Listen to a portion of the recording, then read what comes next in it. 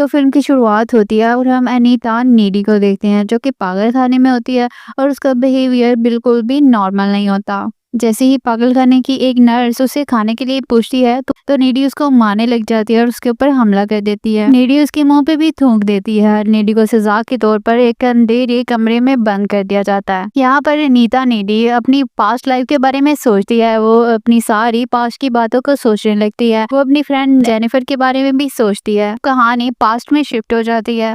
वहाँ पर हमें एक गांव दिखाया जाता है जिसका नाम डेविल्स कैटल होता है। ये दोनों उसी गांव से बिलोंग करती हैं।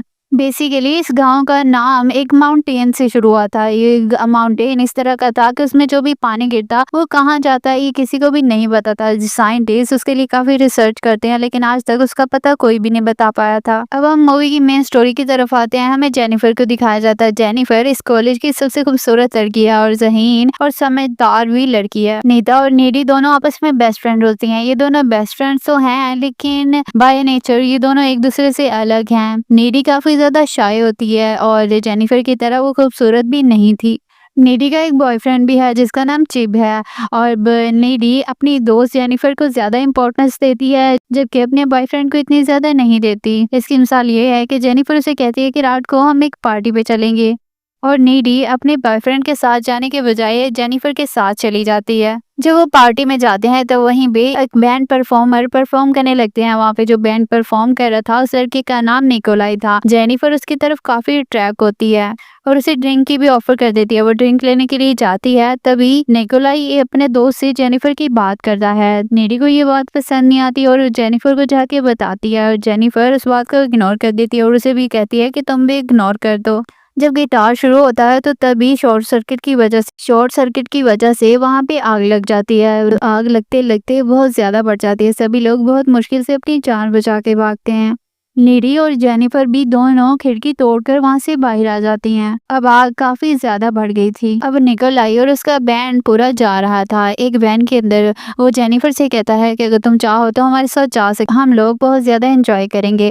नीडी उसे कहती है कि तुम मत जाओ लेकिन जेनिफर कहती है कि नहीं मैं एंजॉय करना चाहती हूँ और वो उनके साथ वैन में बैठकर चली जाती है। अब नीडी परेशानी की हालत में घर वापस आ जाती है। वो अपने बॉयफ्रेंड चिप को फोन करती है और उसे कहती है कि जेनिफर उन बैंड वालों के साथ चली गई है और मुझे परेशानी है कि वो लोग उसको कोई नुकसान ना पहुंचाएं। तभी नीडी को अपनी डोरबेल बजते हुए सुनाई देती है। वो जब नीचे जाती है तो उसे दरवाजे के बाहर कोई भी नजर नहीं आता। जब वो ऊपर चढ़ी होती है तो फिर वो अपने घर पे देखती है कि उसके घर के अंदर से कुछ आवाजें आ रही थी। वो जाकर देखती है तो वो देखती है कि जेनिफर वहां पे बैठी हुई है। वो डर जाती है उसे देखकर क्योंकि उसके मुंह पे खून लगा हुआ था। अब जेनिफर नीडी को एक काफी क्रीपी टाइप की स्माइल देती है जिससे जैसे नीडी बहुत ज्यादा डर जाती है। फिर जेनिफर इस घर का फ्रिज खोलती है और उसमें से काफी सारी चीजें निकालती है और कच्चा गोश्त खाने लग जाती है। जेनिफर अब काफी डरा देने वाली चीखें मारती है वहाँ पे और वहाँ पे ब्लैक कलर की उल्टियां भी करती है जिसे देखकर नीडी बहुत ज्यादा डर जाती है। अब नीडी उसी के बारे में सोच रही होती है कि कल रात उसके साथ क्या हुआ और जेनिफर की काफी ज्यादा तबीयत खराब होती है। उसकी वजह से भी वो सोच रही थी कि जेनिफर को क्या हुआ। तभी वहाँ पे जेनिफर आ जाती है और जेनिफर अब बिल्कुल ठीक लग रही थी और पहले से ज्यादा एक्टिव। और अब टीचर क्लासरूम में सारे लोगों के बारे में बता रहे होते हैं जो कि कल रात आग जलने की वजह से मर गए थे। लेकिन जेनिफर उसको देखकर काफी ज्यादा मजाक उड़ाती है और हंसने लगती है। अब नीडी उन सारी चीजों को नोटिस कर लेती है और वो सोचती है कि जेनिफर के अंदर इतने चेंजेस कैसे आ गए आखिर एक ही रात में। अब नीडी अपने बॉयफ्रेंड चिप को भी ये सारी बातें बताती है और वो बताती है कि कल रात जेनिफर उसके घर पे आई थी और काफी ज्यादा अजीब तरीके से हरकतें कर रही थी जैसे कि उसके अंदर कोई चीज आ गई हो। फिर हमें जेनिफर को दिखाया जाता है कि जेनिफर अपने कॉलेज के फुटबॉल की टीम की कैप्टन के पास आती है जो कि बहुत ज्यादा उदास था क्योंकि उस कल रात आग लगने की वजह से उसके काफी सारे दोस्त जलकर मर गए थे। अब जेनिफर उसको जंगल में ले जाती है और उसको सेड्यूस करने लगती है। वहीं पे कहाँ पे इन दोनों को जंगल के काफी सारे जानवर परिंदे और काफी सारी चीजें इनको देखने लगते हैं। ये काफी ज्यादा अजीब सीन था और तभी जेनिफर के बड़े बड़े दांत हो जाते हैं और वो उसी फुटबॉल प्लेयर को मार देती है। अब वो कैप्टन को जब जेनिफर काट रही होती है तभी उसकी बहुत ज्यादा बड़ी चीख निकलती है और वहाँ पे कॉलेज के प्रोफेसर सुन लेते हैं। तभी प्रोफेसर जंगल की तरफ जाने लगता है और वहाँ जाकर देखता है कि वही कैप्टन एक अजीब हालत में, उसका पूरा पेट फटा हुआ है और उसको जानवर उसका गोश्त खा रहे हैं। और वो ये देखकर प्रोफेसर बहुत ज़्यादा डर जाता है। तभी हम देखते हैं कि नीडी और जेनिफर दोनों एक दूसरे से बात कर रही हैं। नीडी बहुत ज़्यादा परेशान हो जाती है क्योंकि उसके शहर के काफ़ी ज़्यादा लोग जलकर मर गए थे। लेकिन जेनिफर उसे कहती है कि तुम मूव ऑन करो और सब कुछ भूल जाओ। तभी हम देखते हैं कि जेनिफर लेटर के साथ अपनी जुबान पे आग भी लगाती है जिससे उसे कुछ भी नहीं होता। जेनिफर नीडी से कहती है कि मैं गॉड हूँ। अब एक माह के बाद का सीन दिखाया जाता है हमें, जहाँ जेनिफर अब बहुत ज्यादा थकी हुई नजर आती है। वो पहले की तरह एक्टिव नहीं थी, ऐसे लगता है जैसे वो बीमार है। तभी जेनिफर का एक क्लासमेट उस पार्टी के लिए इनवाइट करता है, लेकिन वो उसे कहती है कि नहीं, मैं पार्टी पे तो नहीं जाऊंगी, लेकिन अगर तुम चाहो तो हम रात को मिल सकते हैं।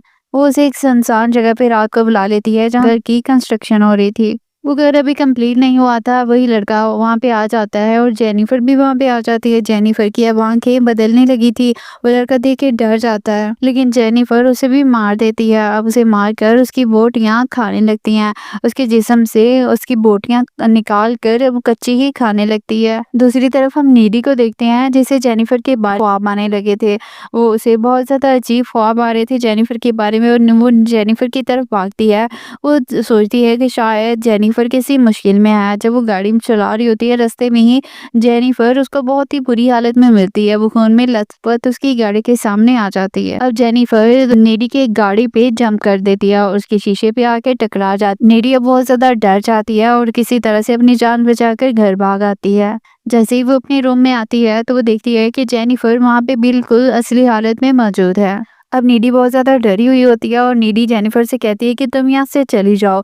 लेकिन जेनिफर कहती है कि तुम परेशान मत हो, तुम मेरी दोस्त हो, मैं तुम्हें कुछ भी नहीं कहूँगी और मैं तुम्हें पूरी बात बताऊंगी। ये उस रात की बात बताने वाली थी उसे जिस दिन आग लगी थी, क्योंकि नीडी ने उसका भयानक रूप भी देखा था और नॉर्मल रूप भी।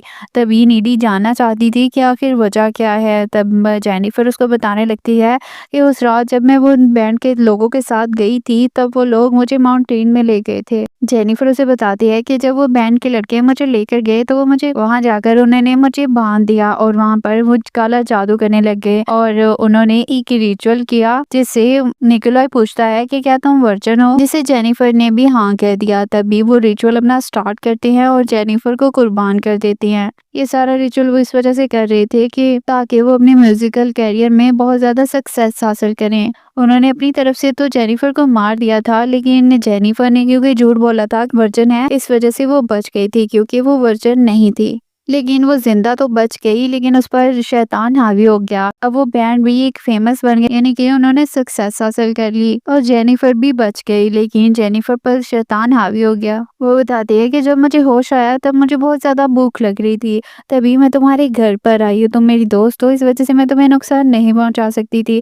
इसी वजह से मैंने फ्रिज खोलकर वहां से कच्चा गोश्त खाया। जेनिफर अब नीडी को ये भी बताती है कि जैसे ही वो किसी को खाती है, यानी कि किसी इंसान को काट कर खाती है, तो उसका पेट बिल्कुल फुल हो जाता है और तभी उसके अंदर बहुत ज्यादा सारी पावर्स आ जाती हैं। ये पावर्स उसे दिखाने के लिए वो अपने बाजू पे एक कट लगाती है, जो कट लगाते ही वो दोबारा से हील हो जाता है।